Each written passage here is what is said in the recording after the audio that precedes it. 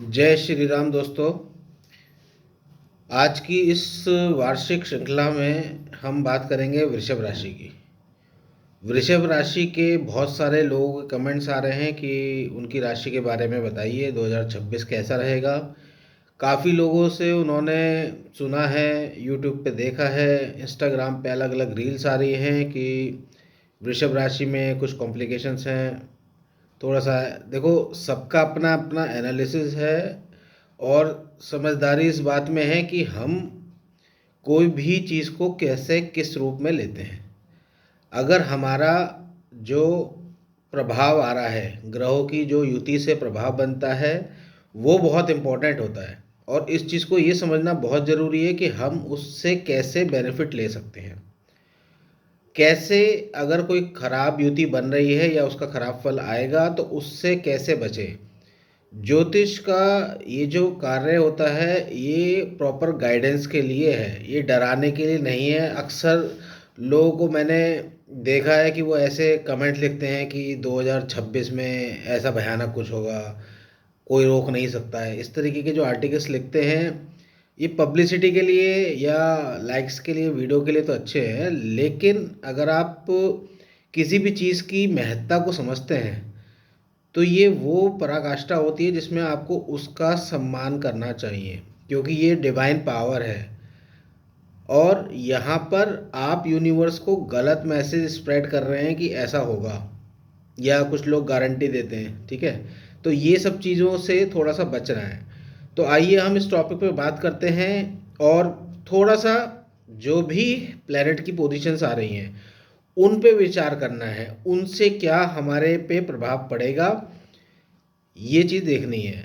अब अगर हम पूरे 9 ग्रहों में देखते हैं तो सबसे अच्छा प्लैनेट शुक्र को माना जाता है, क्योंकि शुक्र ही इकलौता ऐसा ग्रह है जो हमको बहुत सारी चीज़ें देता है, ठीक है। उसमें हमको वो कंफर्ट जोन चाहिए जो हमें पसंद का है, वो ऐश्वर्य हमें चाहिए, वो लग्जरी हमें चाहिए, ठीक है। वो एक स्टेबल नेचर चाहिए कि ये जो चीज़ें हैं जो हमने प्राप्त करने की कोशिश करी है वो हमारे पास बनी रहे। हम बहुत अच्छी जगह रहना चाहते हैं, हम अपना जोन जो है इतना कंफर्टेबल चाहते हैं। तो ये सारी चीज़ें शुक्र प्रदान करता है। जैसे बहुत अच्छा लग्जरियस अपार्टमेंट है, लग्जरियस होटल है, ठीक है, बहुत अच्छी प्लेसेस हैं, तो ये सब शुक्र की देन है।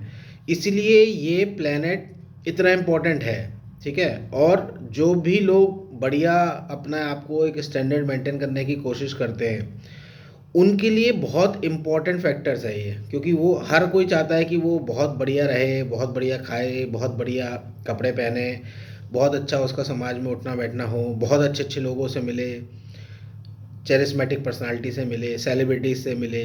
तो ये जो सब चीज़ें हैं ये सब शुक्र की देन है। और वृषभ राशि वालों के लिए ये प्लस भी है और माइनस भी है। अब वो कैसे है वो मैं बताता हूँ। क्योंकि शुक्र प्रधान जो भी लोग होते हैं, ठीक है, उनका प्लेसमेंट का इम्पोर्टेंट रोल होता है।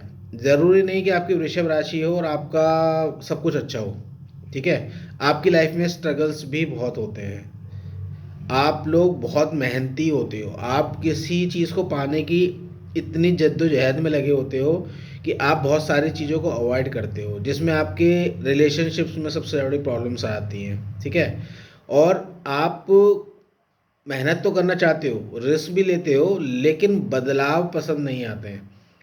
तो ये थोड़ा सा आपके लिए एक अनसर्टेन सी सिचुएशन बनाता है कई बार। लॉयल्टी के मामले में हम देखते हैं तो आप लोग लॉयल होते हो, लेकिन आप अपनी चीज़ें फिक्स करते हुए चलते हो। ऐसा चीज़ ऐसा करना है, इतना लेवल तक जाना है, इससे ज़्यादा नहीं, ठीक है। और यही शुक्र आपको स्पिरिचुअली ग्रोथ में भी मदद करता है। तो आपको जो चीज़ पाने की इच्छा होती है उस चीज़ को आप छोड़ना भी पसंद कर देते हो। ये इसका एडवर्स इफेक्ट है। एक एज के बाद पैसे की वैल्यू नहीं रहती, एक एज के बाद आपके रिलेशंस की वैल्यू नहीं रहती है। आप थोड़ा थोड़ा झुकाव आपका आध्यात्मिक की तरफ होने लगता है, चीज़ें छूटने लगती हैं। तो ये शुक्र की अच्छी चीज़ों में भी आता है, ठीक है।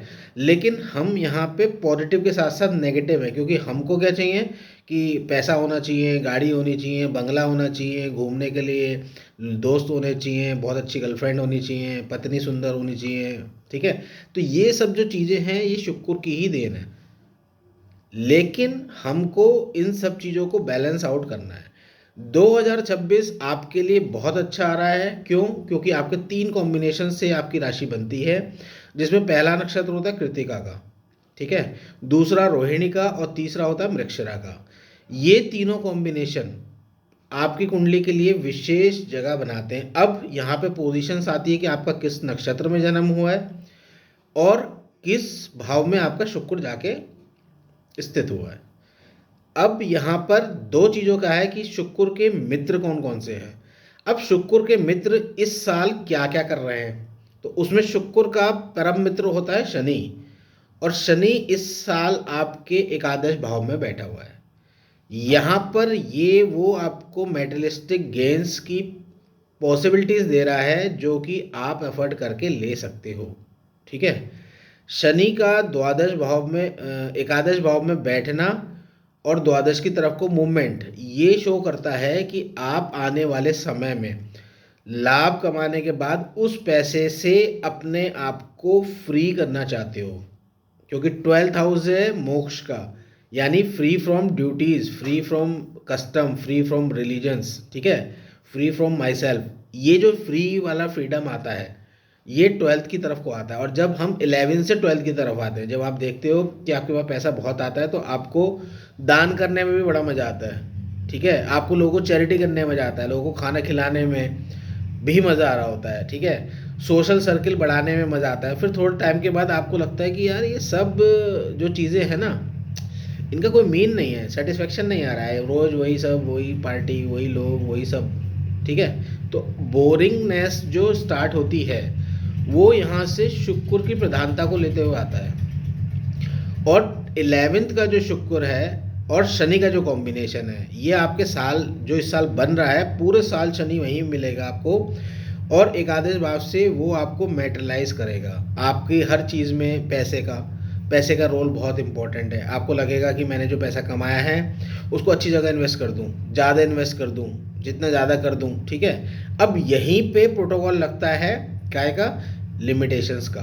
तो यहाँ पे बृहस्पति बहुत इंपॉर्टेंट रोल करेगा, क्योंकि बृहस्पति इस बार 3 राशि में गोचर कर रहा है, ठीक है, पूरे साल में। तो जनवरी फरवरी से लेकर दिसंबर तक का जो हम पूरा बता रहे हैं वो थोड़ा सा डिटेल में है, लेकिन अभी जो मैं आपको ओवरऑल बता रहा हूँ उसमें बृहस्पति की जो पोजीशन है वो इस समय आपके चल रही है धन भाव में, ठीक है, आपकी राशि से द्वितीय भाव में बृहस्पति चल रहा है। तो यहाँ पे आपके फाइनेंशियल कंट्रोल्स की पावर चल रही है, आपके पास पैसा कमाने के ऑप्शंस आ रहे हैं, आपकी अपनी नेटवर्किंग बढ़ रही है, आपको उसको सेटल करना है, आपको किसी को अवॉइड नहीं करना है। यहाँ पे बिजनेस अपॉर्चुनिटीज़ बनेंगी। अब वो किस किस महीने आएंगी ये मैं आपको बता देता हूँ अभी। और उसके बाद बृहस्पति की आपकी पोजीशन चेंज होगी, जो कि आपके 3rd हाउस में आएगी, जहाँ पे बृहस्पति उच्च का हो जाएगा। और यहाँ पे उच्च का होने से बृहस्पति, क्योंकि आपकी कुंडली के अंदर लाभेश भी है और अष्टमेश भी है, तो यहाँ पे आपको काम करने से भी फायदा हो रहा है और फायदा करने से नुकसान भी होगा। अब ये चीज़ों को थोड़ा सा कैसे समझेंगे ये मैं थोड़ा सा आपको डिटेल करता हूँ, ठीक है। दूसरी बात, वृषभ राशि जो है ये थोड़ी सी मेहनत की राशि है, जिसको हम बैल का रूप देते हैं, ठीक है। अब बैल 2 तरीके का होता है। एक होता है कि जिसको हमने असाइन कर दिया है, जिसका हमारा सेट है, वो इस तरीके से काम करेगा, तो जिसको हम कोलू का बैल भी कहते हैं कि हाँ उसका रूटीन फिक्स है, वो इतना टाइम चलता रहेगा चलता रहेगा चलता रहेगा, चल रहा है, ठीक है। लेकिन यहाँ पे ये 2026 जो आ रहा है ये एनर्जी का साल आ रहा है, ये सूर्य का है, ठीक है। अब सूर्य के साल में एनर्जी आनी चाहिए, यानी पावर आनी चाहिए, यानी नेम आना चाहिए। तो इसका मतलब यहाँ पे आपको थोड़ा सा अपने आप में चेंजेस लानी है, अपने आप को इम्प्रूव करना है। ये इम्प्रूवमेंट का ईयर है और ये आपको नया ट्रांसफॉर्मेशन दे देगा। तो यहाँ पर ये जो चीज़ें आ रही हैं इन सब का क्लबिंग जो इम्पैक्ट आता है वो किस तरीके से करेगा उसकी बता रहे हैं, ठीक है। दूसरा आपका इम्पॉर्टेंट प्लैनेट यहाँ से मूवमेंट की तरफ को आ रहा है, वो है राहु केतु, जो कि आपके 10th हाउस में और 4th हाउस की एक्सेस में लगा हुआ है। तो यहाँ पे 10th हाउस में जो आपका राहु बैठा हुआ है, ये आपको मोस्ट एक्स्ट्रा एफर्ट दे रहा है काम करने के लिए, और यहाँ पे आपके एफर्ट्स इतने बढ़ेंगे कि आप अपनों के लिए या घर वालों के लिए या अपने दोस्तों के लिए या अपने ग्रुप्स के लिए थोड़ा सा टाइम कम हो रहा है। तो यहाँ पे इवैल्यूएशन पार्ट कम हो रहा है, तो क्वालिटी कम हो रही है और यहाँ पे वर्किंग क्वांटिटी बढ़ रही है। तो वर्किंग क्वांटिटी बढ़ेगी तो ही वो कन्वर्जन का टाइम है, क्योंकि यहाँ पे आपको दृष्टि में बृहस्पति की दृष्टि मिल रही है और राहु की मिल रही है। जब दो प्लैनेट की पोजीशन किसी हाउस में आती है तो वो एक्टिवेशन चार्जेस बढ़ा देती है, और ये एक्टिवेशन प्रोसेस इतना स्ट्रांग हो रहा है कि आपकी करी हुई मेहनत जो आपने पहले करी है, जिसका रिजल्ट आप वेट कर रहे थे, जो डिले होता जा रहा था, अब वो टाइम आ रहा है। अब ये काम के लिए भी आ रहा है, ये आपकी पोजीशन के लिए भी आ रहा है और वेल्थ के लिए भी आ रहा है। यहाँ पर आपका करा हुआ जितने भी आपने बीज बो रखे हैं, जितने भी आपकी फसल बन चुकी है, अब काटने का समय आ गया है। तो 2026 में कुछ महीने विशेष आ रहे हैं, तो हम मंथ वाइज उसको डिटेल करते हैं कि किस तरीके से आ रहे हैं। तो ये ग्रहों की युति है। दूसरा कॉम्बिनेशन समझना है कि शुक्र की युति शनि के साथ जब बनेगी तो ये मित्र वाली बन रही है, और शुक्र की शनि के बाद जब युति बनेगी राहु के साथ तो ये भी उसके फ्रेंड है। और जब दो फ्रेंड मिलते हैं तो आप समझ ही सकते हैं कि कितना धमाल करेंगे, और जिस घर में जाएंगे वहाँ क्या करेंगे। अब वो घर उनका अपना है, दोस्त का है, दुश्मन का है, ये अलग बात है। लेकिन जितने भी लोग मिल रहे हैं, जितने भी दोस्त मिलते हैं, वो उनकी एनर्जी डबल हो जाती है, कई बार और भी ज़्यादा हो जाती है। तो ये आपकी कुंडली पर भी डिपेंड करेगा कि आपकी दशा किसकी चल रही है, आपकी अंतर्दशा किसकी चल रही है, और आप किस तरीके से उस पोजीशन में उस शुक्र को कैसे लेके जा रहे हो।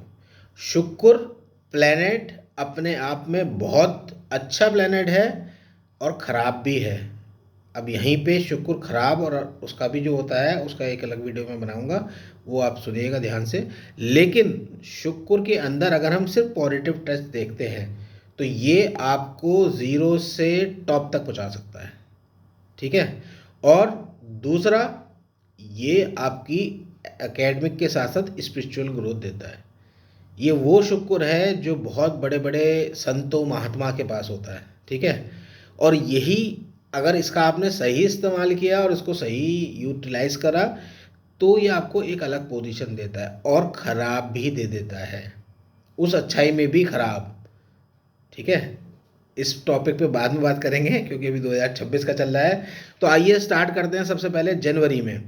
तो जनवरी में सबसे पहले जो गोचर की स्थिति बन रही है, इसमें आपके 9th हाउस से 8th हाउस से 9th हाउस में शुक्र आ रहा है, और यहाँ पे इसकी दृष्टि जो पड़ रही है उसमें शनि एकादश भाव में है।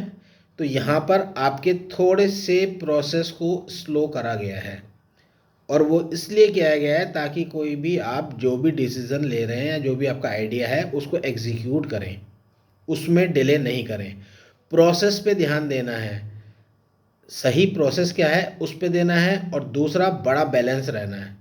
बैलेंस दो तरीके से होता है, एक होता है टाइम मैनेजमेंट और दूसरा होता है फाइनेंशियल मैनेजमेंट, यानी पैसे से रिलेटेड। पैसे की स्थिति आ भी रही है और जा भी रही है, लेकिन आपको उसका एक चेकलिस्ट बनानी है, कैसे आएगा और कैसे जाएगा।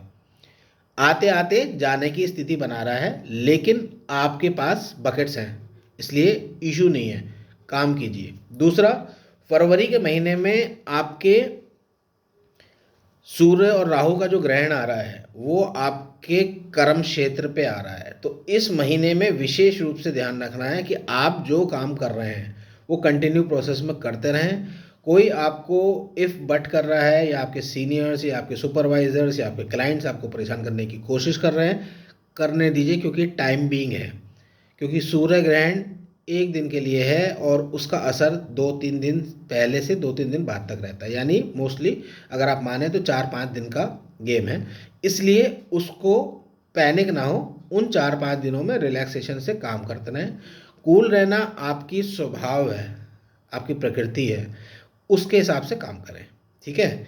और किसी से भी आर्ग्यूमेंट नहीं करना है। चाहे बॉस हो, सीनियर हो, क्लाइंट हो, आपको जो भी बोलेगा आप उसकी सुनिए, सोचिए उसको बेटर कैसे कर सकते हैं। और ये भी कई बार सोच सकते हैं कि समय खराब है इस वजह से ऐसा चल रहा है, लेकिन ये सिर्फ 2-4 दिन के लिए, ज़्यादा दिन के लिए इम्पैक्ट नहीं करेगा, ठीक है। और यहाँ पर आपके मन में एक बार ये विचार भी आएगा कि ठीक नहीं लग रहा है यार, ये हम मुझको कंसिडर नहीं कर रहे हैं, तो जॉब चेंज करें या कहीं और करें। नहीं, बिल्कुल गलती नहीं करनी है। यहाँ पे अपने आप को सेल्फ कंट्रोल करना है, क्योंकि ये ज़्यादा समय के लिए नहीं है। उसके बाद आएगा मार्च का महीना। मार्च के महीने में चंद्र ग्रहण लगेगा, जो कि 3 मार्च को लग रहा है, ठीक है।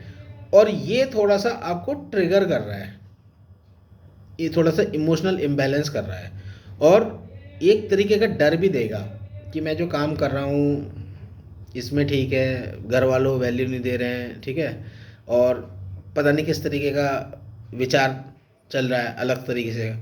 तो उन सब चीज़ों में मत जाइए। मेंटल ट्रॉमा, इमोशनली अपील, ये सब साइडवेज हो जाते हैं। मेन है कि आपको यहाँ से न्यू अपॉर्चुनिटी मिलने वाली है, और न्यू अपॉर्चुनिटी को कैसे ग्रैब करना है, किस तरीके से उसमें इन्वॉल्व होना है, ये देखिए। क्योंकि अप्रैल में आपके पास बहुत अच्छी अपॉर्चुनिटी आ रही है, और इस अपॉर्चुनिटी में आपने कोई भी जल्दबाजी नहीं करनी है। जो भी लोग प्राइवेट सेक्टर में हैं, जो भी लोग जॉब ढूंढ रहे हैं, उनको बहुत अच्छे ऑप्शंस मिलेंगे, लेकिन जल्दबाजी में जल्दी से ज्वाइन करने की गलती ना करें।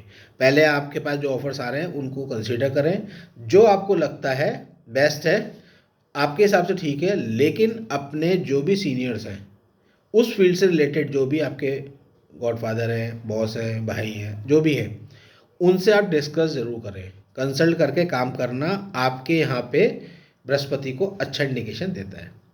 उसके बाद मई का महीना जो आ रहा है, उसमें यहाँ पे नई जॉब आपके आ चुकी है। पोजीशन के हिसाब से आपको पैसा, पोजीशन सब मिल चुकी है, लेकिन अब ये टाइम थोड़ा सा स्किल्स इम्प्रूवमेंट करने के लिए है। और स्किल्स को इम्प्रूवमेंट करने के लिए आपको नए नए तरीके से काम करना पड़ेगा। थोड़ा सा अपना जो पुराना सर्किल था उससे निकलना होगा, और नए लोगों की ज्वाइनिंग करनी पड़ेगी। ज्वाइनिंग इन द सेंस कि ऐसे लोगों के साथ, प्रोफेशनल्स लोगों के साथ, स्पेशलिस्ट लोगों के साथ आपको अपनी बॉन्डिंग बनानी है, ताकि आप उनसे कुछ सीखें। अभी तक आप जो थे, जिनके साथ थे, उनके साथ आप एडजस्ट कर रहे थे, ठीक है, लेकिन अब यहाँ पे थोड़ा सा आपको अपना आउटलुक चेंज करना है। ये पॉजिटिव स्ट्रेंथ आ रही है, क्योंकि जून का महीना अब तक का आपका बेस्ट महीने आने वाला है, और यहाँ पे फाइनेंशियल्स आपको थोड़ा सा स्पीड अप हो रहा है, ठीक है। यहाँ पे आपके अच्छे खासे पैसे आ रहे हैं, और उस पैसे से आपकी 3 चीज़ें इंप्रूव हो रही हैं। एक, आपकी इन्वेस्टमेंट, दूसरा प्रॉपर्टी का पार्ट, और तीसरा मेटल का पार्ट। ये तीनों पार्ट्स पे आपको काम करना है, और ये वो पार्ट्स हैं जो आपके लिए आने वाले कई सालों के लिए बहुत इंपॉर्टेंट आ रहा है। तो इसमें लॉन्ग टर्म इन्वेस्टमेंट करके चलना है, और ये भी आपको समझना है कि उसका पोर्टफोलियो बनाएं, कितने परसेंटेज ऑफ अमाउंट किस जगह पे इन्वेस्ट करना है। ऐसा नहीं कि सारा आपने प्रॉपर्टी में इन्वेस्ट कर दिया, या सारा गोल्ड में कर दिया, ठीक है, ये सारा शेयर्स इक्विटी में लगा दिया, नहीं, पार्टली पार्टली करना है। और 2 चीज़ इसके साथ और इम्पॉर्टेंट है, एक इमरजेंसी फंड बनाकर चलना है, और दूसरा कैश कॉर्पस अपने पास रखना है। कैश कॉर्पस का मतलब है कि कुछ भी हो, कैसी भी कंडीशन हो, आपके पास इतना कैश हो कि आप अपने आने वाले 6 से 7 महीने विदाउट जॉब भी काम कर सकते हैं। अभी जॉब जाने की टेंशन नहीं है, लेकिन आप अपना कॉर्पस मेंटेन करके चलें। ये बहुत इंपॉर्टेंट है, क्योंकि वो ही आपके काम आएगा, और ये आपकी एक बार हैबिट बन गई तो वो आगे आपको चलती रहेगी। जुलाई में काफ़ी स्पीड आ रही है, क्योंकि पहले से चलता हुआ आ रहा है, तो स्पीड अप है। यहाँ कॉन्फिडेंस आपका कन्वर्जन होगा ओवर कॉन्फिडेंस की तरफ को, उसको थोड़ा सा कंट्रोल करना है, थोड़ा सा ईगो को कंट्रोल करना है, ठीक है। और आपका जो ओवर इन्वेस्टमेंट है, आपने करा, आपको प्रॉफिट हुआ, फिर आपने और लगाया, नहीं, परसेंटेज ऑफ रेशियो पे काम करना है। क्योंकि यहाँ पे शुक्र आपको एकदम ऐसे लेके जाता है जैसे कि आपको लगेगा कि 2,000 की चीज़ लेने गए थे और 22,000 की समझ में आ गए, आप ले आए, अरे ठीक है EMI दे देंगे, नहीं, उस पर नहीं जाना है। ये कंट्रोल करना है, क्योंकि यही आपके लिए पैनिक होगा। अगर आपके पास जितनी आपके बजट अलाउ कर रहा है उतना ही जाना है, उससे ऊपर नहीं जाना है। Over exceed convert to overconfidence और ओवर पेन, इस तरफ को नहीं जाना है, ये ध्यान रखिएगा, ये बहुत इंपॉर्टेंट है। उसके बाद आपका अगस्त का महीना आ रहा है, तो यहाँ पे आपको अलग अलग तरीके के लोग आएंगे, आपके पास मिलेंगे, आपको कहानियाँ सुनाएंगे, आपको प्रॉफिट दिखाएंगे। किसी भी तरीके से आपको किसी भी ट्रैप में नहीं फंसना है। चाहे वो कहे मैंने यहाँ प्रॉपर्टी दी थी, ऐसा कर लो, इन्वेस्ट कर लो। इस पीरियड में आपको अपने टोटल हाथ, समझ रहे हो, आपके पास टोटल जो भी अमाउंट है उसको उठा के लगाने का जो तरीका है वो नहीं करना है। यहाँ पे आपको थोड़ा सा कंट्रोल करता हुआ चलना है। और कोई भी इन्वेस्टमेंट पार्ट बिना सलाह के, बिना डॉक्यूमेंटेशन चेक के, क्योंकि ये ट्रैपिंग है। और ट्रैपिंग स्टार्ट क्यों हो रही है ये भी बताता हूँ। क्योंकि ट्रैपिंग में यहाँ पे आपका बृहस्पति आपको ये दिखा रहा है कि आपने करा था, आपको प्रॉफिट हुआ, तो ये ओवर कॉन्फिडेंस की तरफ को ला रहा है। शनि मेटलिस्टिक दिखा रहा है कि आपने करा है, आपने 10 लगाए थे, 15 हो गए, ठीक है। अब ये आपको ओवर कॉन्फिडेंस कर रहा है। इधर राहु स्पीड अप दे रहा है, ठीक है। तो ये जो कॉम्बिनेशन है, और शुक्र क्या कह रहा है, शुक्र तो मैं खुद हूँ, मुझे समझाने की क्या जरूरत है, मैं तो जो काम करा है बढ़िया करा है। पता लगा जो मैंने अब तक कमाया था सारा फंसा दिया। इन चीज़ों से हमें बचना है। अक्टूबर के महीने में आपको ये जो ऑप्शंस आ रहे हैं इसमें थोड़ा सा ब्लंट होना है, स्ट्रेट फॉरवर्ड होना है। यस और नो कहाँ कहना है और कहाँ से बचना है, ये आपको आना है। सितंबर अक्टूबर का महीना आपके लिए विशेष रूप से अच्छा आ रहा है, लेकिन नवंबर में, क्योंकि यहाँ पे पोजीशन चेंज हो रही है राहु केतु की, जो कि आपके 4th 10th से निकल के 3rd और 9th में हो रहे हैं, तो ये थोड़ा सा आपको माइंड सेट चेंज करेंगे। आपको लगेगा कि पैसे की वैल्यू नहीं है, पोजीशन की वैल्यू नहीं है, थोड़ा सा हटो, अपने आप को हटाओ, लोगों से बचाओ, ठीक है। इस तरीके की जो आती हैं वो चीज़ों में ये आपको प्रॉब्लम्स करेंगे। और आपका कॉन्फिडेंस कहाँ ख़राब होना होगा कि आप जो भी डील्स कर रहे हैं वो डील्स 99 100 होने से पहले ही ख़त्म हो जाएगी। कहीं ना कहीं आपको लगेगा कि यहाँ पे फ़ायदा होना चाहिए था, वहाँ नुकसान होना शुरू हो गया। तो ये जो इम्पैक्ट आ रहा है ये भी बड़ा गड़बड़ है, तो ये आपके कॉन्फिडेंस को तोड़ेगा, ठीक है। दिसंबर के महीने जो आपका आ रहा है, यहाँ पे आपको सिर्फ 2 चीज़ों का ध्यान रखना है। एक मनी मैटर्स का, और दूसरा पर्सनल लाइफ का। क्योंकि मनी मैटर्स की टेंशन आप घर पे लेके आओगे और घर में सब लोग डिस्टर्ब होंगे। दूसरा, आपको अपने फाइनेंशियल्स रिव्यू बनाने हैं, प्लान करने हैं कि कहाँ कहाँ से पैसा आएगा और किस किस को हमें पैसा देना है। तो ये जो प्लानिंग होगी, जो शेड्यूलिंग होगी, ये आपको करते हुए काम करना है। क्योंकि दिसंबर का महीना आपके लिए फिर स्ट्रेंथ के लिए आ रहा है, क्योंकि ये जो चीज़ें कर रहा है, ठीक है। आप ये मत सोचो कि कहाँ करा, कैसे करा, आपको देखना है कैसे करना है, ये बहुत इंपॉर्टेंट है, इसलिए इस पर फोकस करें।